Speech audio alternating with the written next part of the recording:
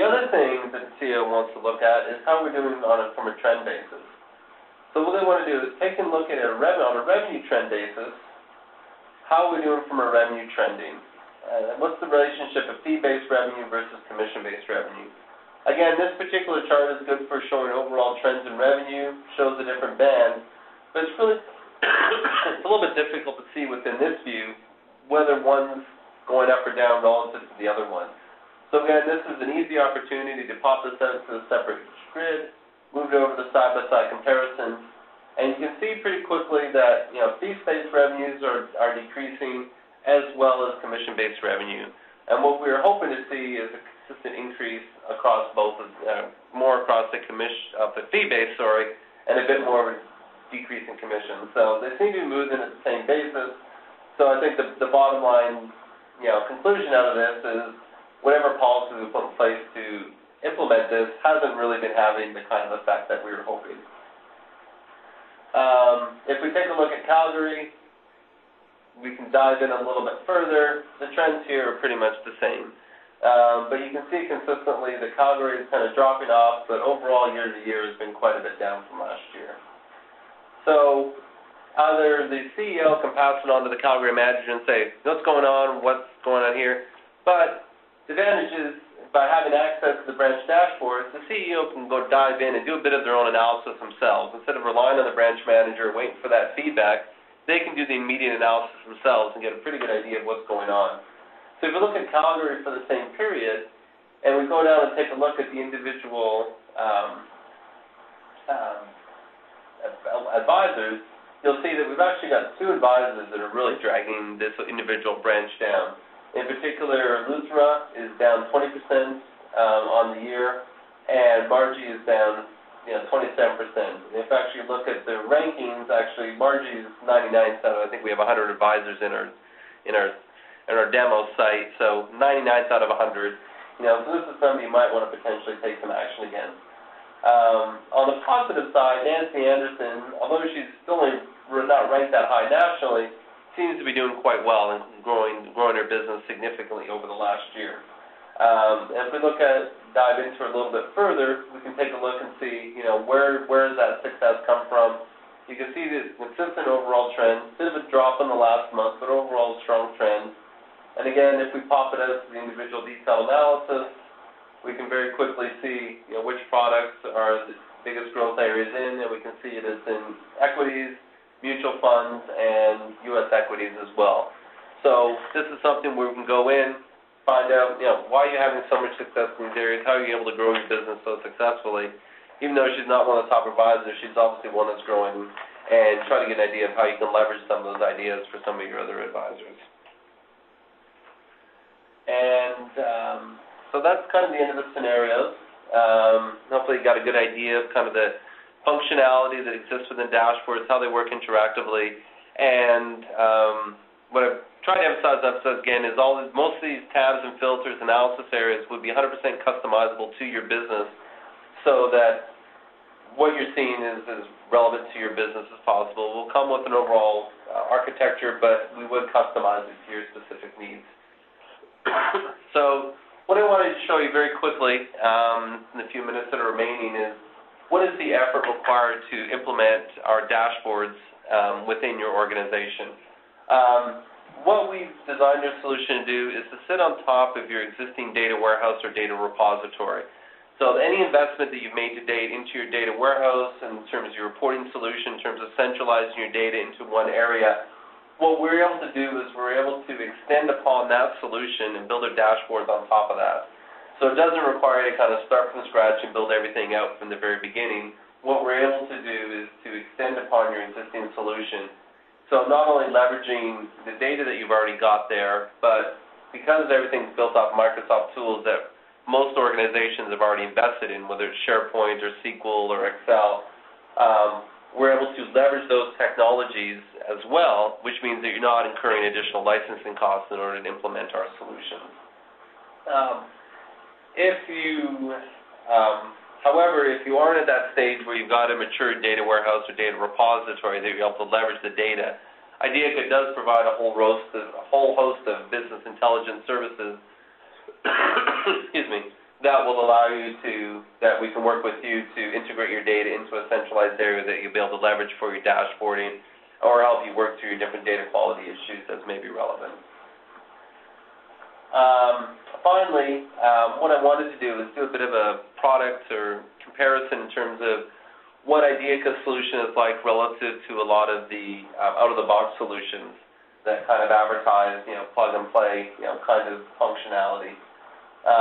From a data perspective, a lot of the out-of-the-box solutions have a fixed set of KPIs, fixed set of metrics, and fixed set of pages that you're reporting against. And basically they say, this is what you're supposed to be doing in your business. Conform your business to the way we do your reporting. The Ideaca solution allows you to customize individual pages, roles, everything to meet your business. So you're able to manage your dashboards the way your business is managed.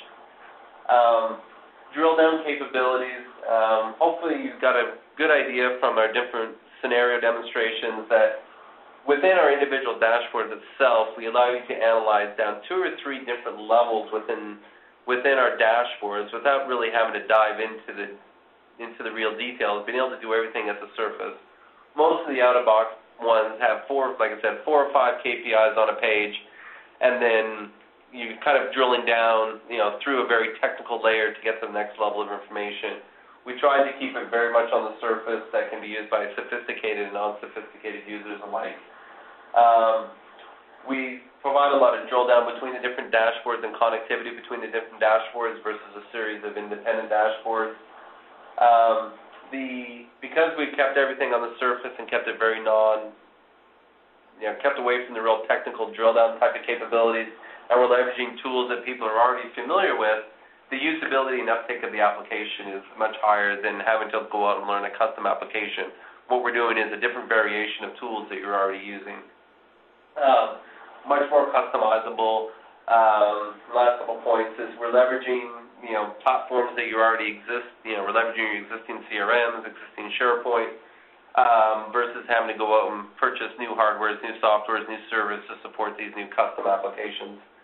And finally, from a development perspective, I think a lot of these promote that, spend hundreds of thousands of dollars on our solution, you won't have as many implementation costs. The reality is that we're bringing these accelerators and proven methodologies to the table, and the overall effort of doing our customization from the ground up using our accelerators is a comparable price point to their much higher licensing costs, and they still charge for their customization and implementation costs as well. So the out-of-the-box software packages aren't necessarily a cheaper option for you, but it does ultimately, what it boils down to is a much more restricted option and not nearly as much customization and tailoring to your specific business needs. And with that said, I'm going to pass it back to Jamie to handle questions and the remaining parts of this presentation. Sure. Thanks, Dave. So we've been looking through some of the chat questions that had come in. The first one is it's a quickie. Is this available as a hosted solution? And the answer to that is yes. The solution is available both hosted or on-premise. As for the second question, probably not as easily answered by myself, but maybe Dave is more appropriate for you. But the question just revolves around, what if I already have a data warehouse? And I think I tried to answer that a couple of slides back. Is we will leverage the data that's in your data warehouse as much as possible, and what we do is we extend upon that solution versus replacing that solution. Okay. And a subsequent question to that, I believe it was the same user. It was just around, so I have a data warehouse, general feeling that nobody has confidence in the data, and could the solution help me? Yes, and bottom line is building dashboards against data that nobody has a lot of confidence in is just going to end up having dashboards that nobody has any confidence in. So in those scenarios, what we're able to do is come in and do data quality audits and work with you to clean up the quality of data within your data warehouses before we move on to a dashboarding solution and just make sure that core data is quality. Okay. I'll just hold on to see if there are any follow-up questions to any of these. Don't currently see any at this time. So it's about 12:56, so I do want to keep everyone's time on mind. Okay, with that, I guess we'll kind of roll up. So hopefully everyone did get some insight into what's achievable. Sarah, again had discussed some of the trends and challenges that firms are facing. And I think they've pretty effectively demonstrated some quick and easy ways to drill into information for incremental improvements, whether it be for your branches, advisors, or with your clients' portfolios. Now, as you'll see on the screen here, online we do have some additional information that you can review on your own time. As well, we certainly welcome the opportunity. If you do have an interest or have any questions, we are available to come to site. That's nationally. Again, we do have offices in Vancouver, Edmonton, Calgary, and Toronto. Just to have a quick chat on the phone around any particular requirements you may have. So I guess at this point we'll conclude the webinar. I really want to thank everyone for your time today. I hope you did take away something from the presentation. And again, if you do have any lingering questions, the information supplied here from Dave, Sarah, myself is on the PowerPoint, which I'll be emailing just later today.